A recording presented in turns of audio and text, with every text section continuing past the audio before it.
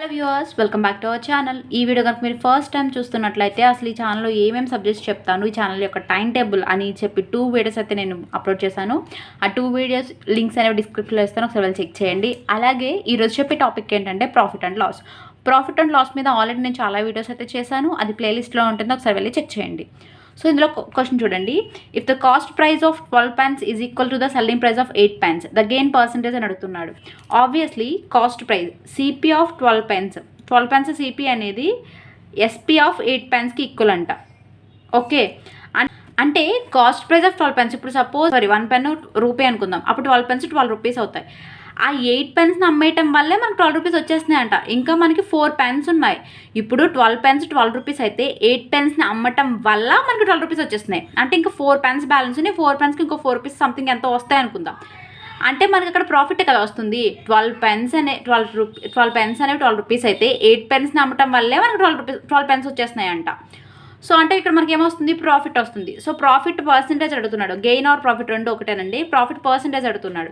So profit పర్సెంట్కి already మనకి formula అయితే తెలుసు. Profit percentage equal to profit divided by CP, that means cost price into 100. So profit ఎంత వచ్చింది, ఇందులో నుంచి సబ్ట్రాక్షన్ చేయాలి. Profit 4, selling price cost price వచ్చేసరికి 12 ఇంటూ 100. ఇది ఇందులో 3 times అంటే 100 డివైడెడ్ బై 3.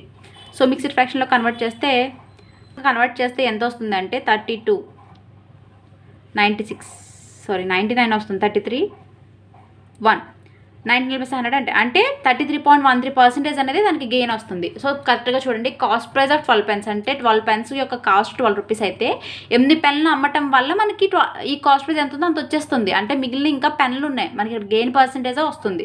సో అందుకని ఇచ్చేసారు. So at the same pattern ఇక్కడ ఒక సమ్ ఇస్తున్నాను చూడండి. If the cost price of 8 pence is equal to the selling price of 12 pence, what is the profit or loss percentage అని అడుగుతున్నాడు. చూడండి, ఇక్కడ కాస్ట్ ప్రైస్ 8 pen అంట. ఈ 8 pence యొక్క కాస్ట్ ప్రైస్ అనేది 12 penceని అమ్మడానికి ఈక్వల్ అవుతుందంట. మనకి క్లియర్ కట్గా తెలుస్తుంది ఇక్కడ ఏంటంటే మనకి లాస్ వస్తుంది. ఎందుకంటే కాస్ట్ ప్రైస్ 8 pence యొక్క కాస్ట్ ప్రైస్ అనేది 12 penceని అమ్మితే తప్ప మనకి దీని యొక్క కాస్ట్ ప్రైస్ రావట్లేదంట. అంటే మనం ఎక్స్ట్రా అమౌంట్ అనేది అక్కడ స్పెండ్ చేస్తుంది. దట్ మీన్స్ ఉండాల్సిన వాల్యూ కన్నా ఇంకా ఎక్కువ వాల్యూని యాడ్ చేసి మనమైతే అమ్మాల్సి వస్తుంది అనమాట. సో ఇక్కడ ఏమవుతుందంటే ఇది లాస్ అనేది అయితే వస్తుంది. ఓకే, సో ఇప్పుడు లాస్ వస్తుంది. ఇక్కడ చూడండి, ఇక్కడ ఇట్లాంటి ప్రాబ్లమ్స్ ఇచ్చినప్పుడు ఈ ప్రాబ్లం నేను ఏం చెప్పాను, ఫస్ట్ కాస్ట్ ప్రైస్ ఇక్కడ మనకి ఎక్కువ. సో అంటే కాస్ట్ ప్రైస్ ఇంతకి సెల్లింగ్ ప్రైస్ ఇంతకి ఈక్వల్, అంటే ఈక్వల్ అనే వర్డ్ ఇచ్చి కాస్ట్ ప్రైస్ ఎక్కువ ఉండి సెల్లింగ్ ప్రైస్ తక్కువ ఉంటే మనం ఈ ఫార్మేట్ యూజ్ చేస్తాం. అలా కాకుండా ఈక్వల్ అనే వర్డ్ యూజ్ చేసి కాస్ట్ ప్రైస్ తక్కువ ఉండి సెల్లింగ్ ప్రైస్ ఎక్కువ ఉందనుకోండి, అప్పుడు మనకి ప్రాఫిట్ ఆర్ లాస్ పర్సెంటేజ్ ఇక్కడ ఆబ్వియస్లీ మనకి లాసే వస్తుంది కదా. సో లాస్ వాల్యూ రావాలి. సో లాస్ పర్సంటేజే వస్తుంది, ఎందుకంటే మనకి లాసే వస్తుంది. ఈజీగా మనకి అర్థమవుతుంది అనమాట. సో లాస్ పర్సంటేజ్ వచ్చినప్పుడు మనం ఎలా ఫైండ్ అవుట్ చేయాలంటే ఈ రెండింటికి మధ్య డిఫరెన్స్ చూడాలి. సో 8కి 12కి మధ్య డిఫరెన్స్ అనేది 4. సో ఇక్కడ కింద వేసే వాల్యూ నార్మల్ అయితే మనం కాస్ట్ ప్రైజే వేస్తాం. ఎప్పుడు ఈక్వల్ అనే వర్డ్ వచ్చి కాస్ట్ ప్రైస్ ఎక్కువ ఉన్నప్పుడు. ఇట్లాంటి ప్రాబ్లమ్స్ మాత్రమే చెప్తున్నానండి. మీరు ఏ ప్రాబ్లమ్స్ కైనా సరే కాస్ట్ ప్రైస్ని బేస్ చేసి మనం చెప్తామన్నమాట. సో ఇలాంటి ప్రాబ్లం ఈక్వల్ అనే ప్రాబ్లం ఇచ్చి cost price selling price, cost price తక్కువ ఉండి సెల్లింగ్ ప్రైస్ ఎక్కువ ఉంటే ఈ ఫార్మేట్, లేదు అంటే కాస్ట్ ప్రైస్ ఎక్కువ ఉండి సెల్లింగ్ ప్రైస్ తక్కువ ఉంటే ఈ ఫార్మేట్ అనేది యూజ్ చేస్తాం. ఓకే, సో ఇక్కడ ఏం చేస్తామంటే పైన అయితే రెండు ఈ టైప్ ఆఫ్ ప్రాబ్లంకి పైన 2 డిఫరెన్స్ వేస్తాం. కింద వచ్చే వాల్యూ సరికి ఏంటంటే కాస్ట్ ప్రైస్ వాల్యూ తక్కువ ఉండి సెల్లింగ్ ఎక్కువ ఉంటే సెల్లింగ్ ప్రైస్ అనేది వేస్తాం. So divided by 12 into 100. Again ఇది ఇందులో 3 times. సో అప్పుడు ఏమవుతుందంటే 33 1/3%, అంటే ఇంత లాస్ అనేది అయితే వస్తుంది. ఓకే, సో మళ్ళీ చెప్తున్నా చూడండి, ఇట్లాంటి ప్రాబ్లమ్స్ ఇచ్చినప్పుడు ఈక్వల్ అనే వర్డ్ ఇచ్చి కాస్ట్ ప్రైస్ ఎక్కువ సెల్లింగ్ ప్రైస్ తక్కువకి ఈక్వల్ అని ఇస్తే ఈ ఫార్మేట్ని యూజ్ చేస్తాం. ప్రాఫిట్ ఆర్ లాస్ ఈ రెండింటిని డిఫరెన్స్ చేసి పైన వాల్యూ వేసి కింద కాస్ట్ ప్రైస్ ఇస్తాం. అలా కాస్ట్ ప్రైస్ తక్కువ ఉండి సెల్లింగ్ ప్రైస్ ఎక్కువ ఉంటే కనుక కింద వేసే వాల్యూ ఏమవుతుందంటే సెల్లింగ్ వాల్యూ అయితే ఇది వేస్తాం. So okay, so next problem చూద్దాం. The profit obtained when article is sold for 180 is same as the loss obtained when the same article is sold at for 140. Find the cost price of that article అన్నాడు. చూడండి, profit వస్తుందంట. ఇప్పుడు suppose ఒక ఆర్టికల్ని 180 రూపీస్కి అమ్మితే profit వస్తుందంట. అదే ఆర్టికల్ని 140 రూపీస్కి అమ్మటం వల్ల ప్రాఫిట్ 180ని అమ్మటం వల్ల వచ్చిన ప్రాఫిట్ ఎంత వస్తుందో 140కి అమ్మటం వల్ల లాస్ కూడా అంతే వస్తుంది. దట్ మీన్స్ ఇప్పుడు 180కి కాస్ట్ ఒక ఆర్టికల్ అమ్మామనుకోండి 20% లాభం వస్తుంది. లేదు అదే ఆర్టికల్ని 140 రూపీస్కి అమ్మటం వల్ల ఈ లాస్ ఈ ప్రాఫిట్ 180కి అమ్మడం వల్ల ఎంత అయితే ప్రాఫిట్ వచ్చిందో 140కి అమ్మటం వల్ల అంత లాస్ వచ్చింది అంటున్నాడు. అంటే ఇంత మనం 180కి అమ్మితే 20% ఏమవుతుందంటే ప్రాఫిట్ వస్తుందంట, 140కి అమ్మితే 20% ఏమవుతుందంటే లాస్ వస్తుందంట. ఇది జస్ట్ నేను ఎగ్జాంపుల్ తీసుకున్నా, వాడు మనకి ఇవ్వలేదు. ఓకే, సో వాడు ఏం ఫైండ్ అవుట్ చేయమన్నాడు అంటే కాస్ట్ ప్రైస్ ఆఫ్ దట్ ఆర్టికల్ని ఫైండ్ అవుట్ చేయమన్నాడు. సో ఇక్కడ వచ్చరికి ఏంటంటే కాస్ట్ ప్రైస్. సో ఇట్లాంటి ప్రాబ్లమ్స్ వచ్చినప్పుడు అంటే ఇంతకు అమ్మటం వల్ల ప్రాఫిట్ ఎంత వచ్చిందో ఇంతకు అమ్మడం వల్ల లాస్ అంతే వచ్చింది అంటే సేమ్ అనే ప్యాటర్న్ యూజ్ చేస్తున్నాడు. ఒకటి ఇంతకు అమ్మటం, ఒకటి ఇంతకు అమ్మటం, same profit same loss. So ఇట్లాంటి ప్యాటర్న్ వచ్చినప్పుడు ఏం చేస్తామంటే ఈ వాల్యూని ఇక్కడ వచ్చిన వాల్యూ అంటే ఇంతకు అమ్మటం వల్ల వచ్చిన ప్రాఫిట్ దీన్ని అమ్మటం వల్లే కదా మనకు ప్రాఫిట్ వస్తుంది, ఇంతకు అమ్మటం వల్లే కదా మనకు లాస్ వస్తుంది.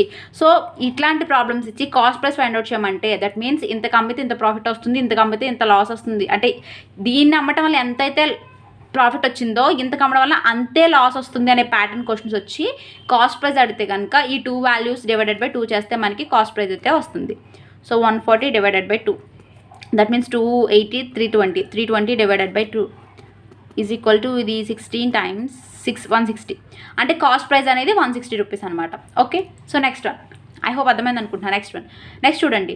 So 50% profit. వీడు ఏమంటాడంటే సేమ్ క్వశ్చన్ అండి, కాకపోతే ఎక్స్ట్రా ఇక్కడ క్వశ్చన్ ఏంటంటే ఫైన్ 50% ప్రాఫిట్. 50% ప్రాఫిట్ రావాలి అంటే 50% ప్రాఫిట్ రావాలి అంటే మనం ఆర్టికల్ని ఎంత కమ్మాలి అని ఇక్కడ క్వశ్చన్ అనమాట. 50% సేమ్ ప్రాబ్లం, బట్ మనకి ఇక్కడ కాస్ట్ ప్రైస్ తెలిసింది ఈ ప్రాబ్లం వల్ల. వాడు ఏమడుగుతున్నాడంటే కాస్ట్ ప్రైస్ ఇక్కడ ఆల్రెడీ మనకు తెలిసింది 160 రూపీస్ ఉన్న ఆర్టికల్ని 50% ప్రాఫిట్ రావాలంటే మనం దాన్ని ఎంతకి అమ్మాలి అనేది ఇక్కడ క్వశ్చన్. ఓకే, సో 50% ప్రాఫిట్ అన్నాను. నేను ఆల్రెడీ చెప్పాను ప్రాఫిట్ అండ్ లాస్లో ఏదైనా 100 కింద తీసుకుంటాం. ప్రాఫిట్ ఎంత పర్సెంటేజ్ ప్రాఫిట్ అంటే దీనికి 50 యాడ్ చేస్తాము. లాస్ ఇప్పుడు 100లోంచి 50 లాస్ అంటే 50 మైనస్ చేసి ఈ వాల్యూతో చేస్తాం. సో అదేవిధంగా 50% ప్రాఫిట్ అన్నాడు కాబట్టి 100కి 50 కలుపుతున్నాను. ఓకే, 50 డివైడెడ్ బై ఒక్క నిమిషం గైస్. సో డివైడెడ్ బై 100 ఎందుకంటే 50% అన్నాడు కదా.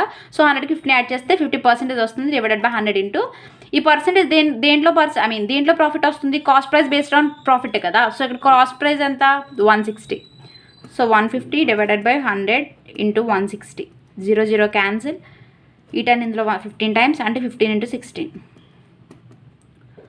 6 5 30 3 6 9 5 1 0 4 1 240 అంటే 240కి 160 ఉన్న ఆర్టికల్ అనేది 240కి అమ్మితే మనకి 50% ప్రాఫిట్ అయితే వస్తుంది. ఓకే, ఐ హోప్ అర్థమైంది అనుకుంటున్నానండి.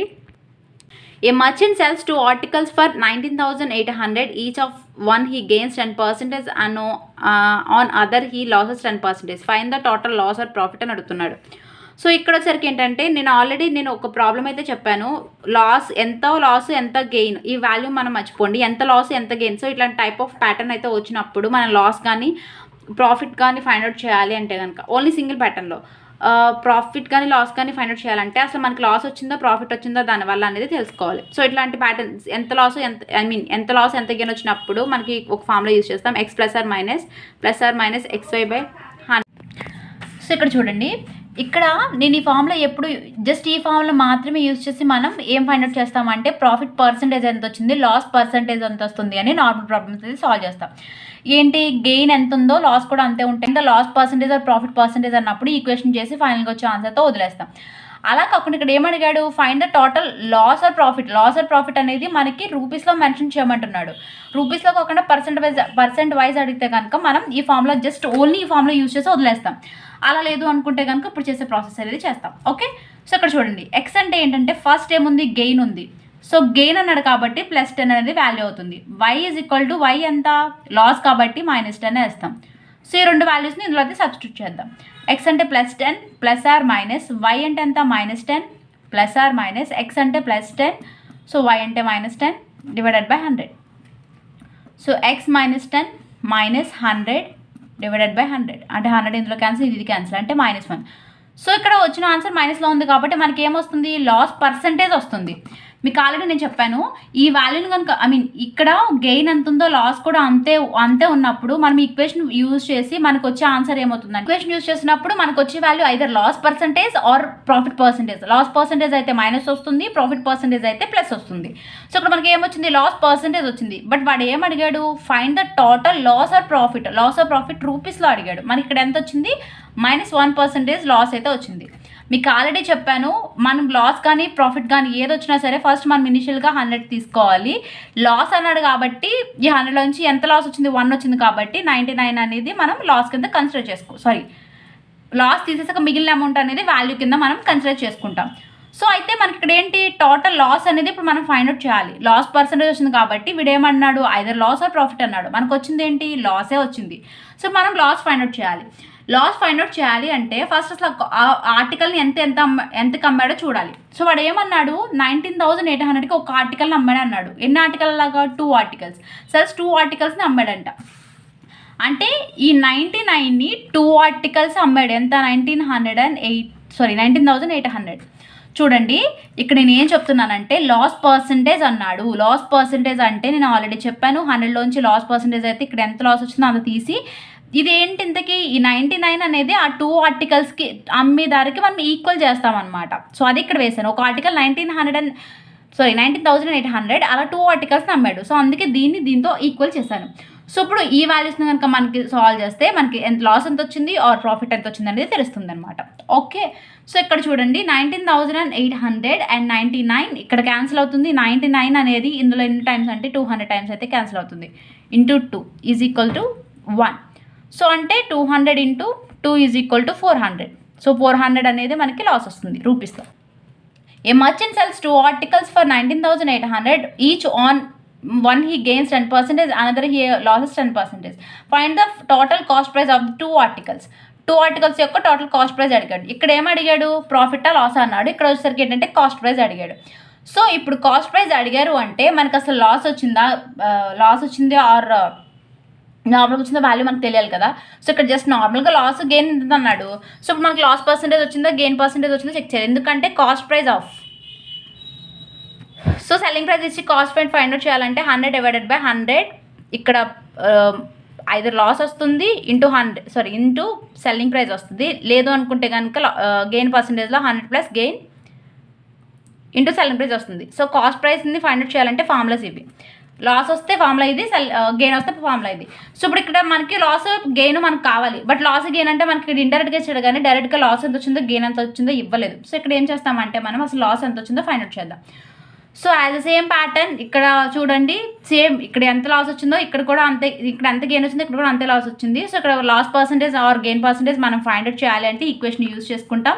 ఈక్వేషన్ యూజ్ చేస్తే ఇక్కడ ఆల్రెడీ 10 కాబట్టి 1% లాస్ వస్తుంది. So loss is equal to 1%. పైన సమ్ ప్రకారం చేసాం. Okay, so 1%. ఇప్పుడు cost price of 2 articles find out చేయాలి కదా. 100 మనకు లాస్ వచ్చింది కాబట్టి మైనస్ ఇస్తాము. సో మైనస్ ఎంత లాస్ వచ్చింది, 1 ఇంటూ సెల్లింగ్ ప్రైస్ వేయాలి. బట్ ఇంకోటి గుర్తుపెట్టుకోండి, సెల్లింగ్ ప్రైస్ అంటే ఓన్లీ 19,800 వేస్తే సరిపోదు. ఎందుకని ఇక్కడ 2 ఆర్టికల్స్ ఉన్నాయి, రైట్. సో 2 ఆర్టికల్స్ ఉన్నాయి కాబట్టి 2 ఆర్టికల్స్ యొక్క సెల్లింగ్ ప్రైస్ చేస్తాం. అంటే 2 ఇంటూ 19,800.